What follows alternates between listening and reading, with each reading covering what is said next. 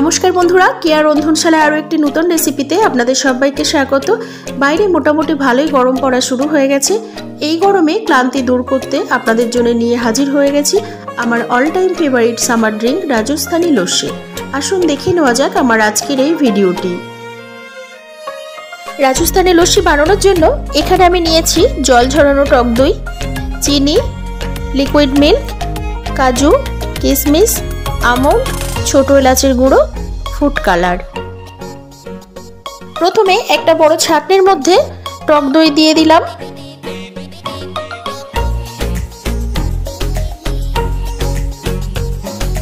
एखाने 1.5 केजी आमुलेर टक दई नियेछि। एइबार दইটা 3 থেকে 4 घंटा रेखे खूब भालो करे जल झरिয়ে नेब। आपनारा चाइले बाड़ीते पाता टक दई दिएও लस्सिटा बानाते पारेन।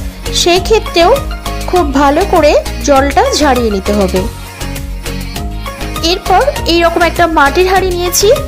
হাঁড়ির ভেতরে বালিটা পরিষ্কার করে ধুয়ে নিয়েছি।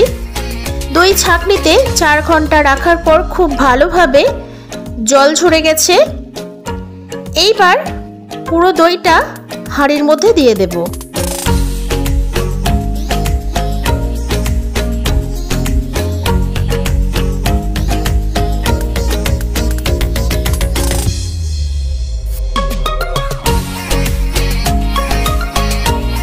এরপর একটা হ্যান্ড হুইস্কারের সাহায্যে খুব ভালোভাবে দইটা ফেটিয়ে নিতে হবে।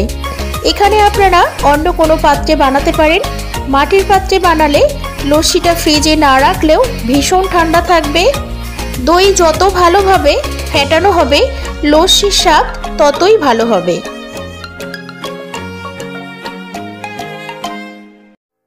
এই রাজস্থানী লস্যির সবথেকে গুরুত্বপূর্ণ ব্যাপার হলো টক দইটা খুব ভালোভাবে জল ঝরিয়ে নিতে হবে, যেন কোনোভাবেই খুব বেশি টক ভাব না থাকে, তাহলে এই লস্যির স্বাদ পারফেক্ট আসবে না। দইটা এই রকম অবস্থায় রাখতে হবে। এরপর হাফ বাটি দুধের মধ্যে 1 কাপ চিনি দিয়ে দেব।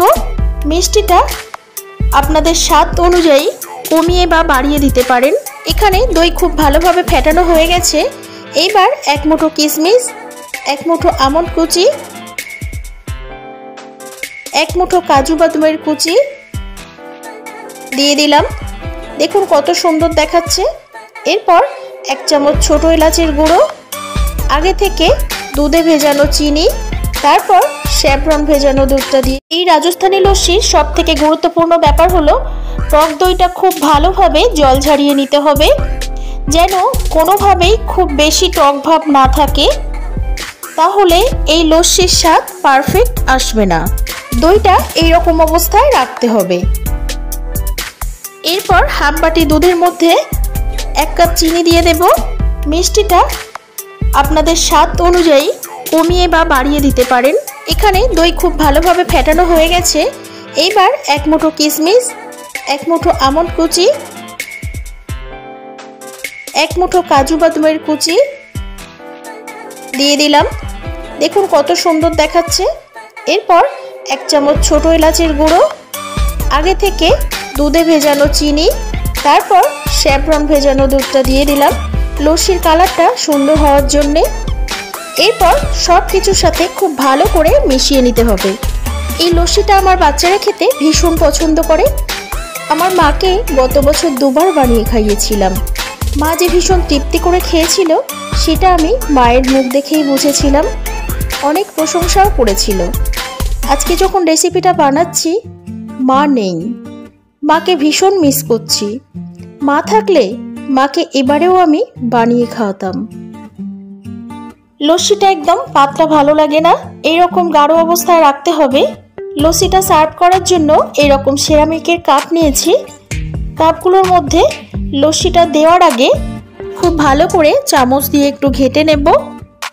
এই লস্যিটা বানিয়ে 8 থেকে 10 দিন ফ্রিজে রেখে খাওয়া যায়।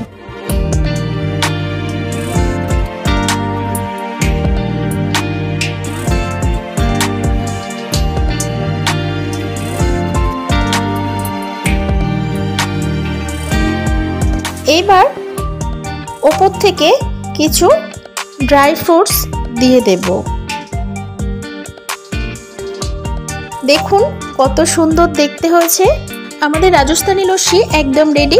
গ্রীষ্মকালে বাড়িতে যদি কোনো গেস্ট আসে এই লস্যি বানিয়ে খাওয়ালে আমি শিওর 1 কাপ খাওয়ার পরে আরও 1 কাপ খেতে চাইবে। আমার আজকের রেসিপি কেমন লাগলো অবশ্যই জানাবেন। এইরকম নিত্য নতুন রেসিপির সন্ধান পেতে সাবস্ক্রাইব করুন কেয়ার রন্ধনশালা, আর পাশে থাকা বেল আইকন অবশ্যই প্রেস করবেন, কারণ আমি যখনই কোনো নতুন ভিডিও আপলোড দেব সবার আগে নোটিফিকেশন আপনার কাছে পৌঁছবে। আজকের মতো এই পর্যন্ত, দেখা হবে নতুন ভিডিওতে। সবাই সাবধানে থাকবেন, ভালো থাকবেন, আর হ্যাঁ, অবশ্যই সবাইকে ভালো রাখবেন। ধন্যবাদ।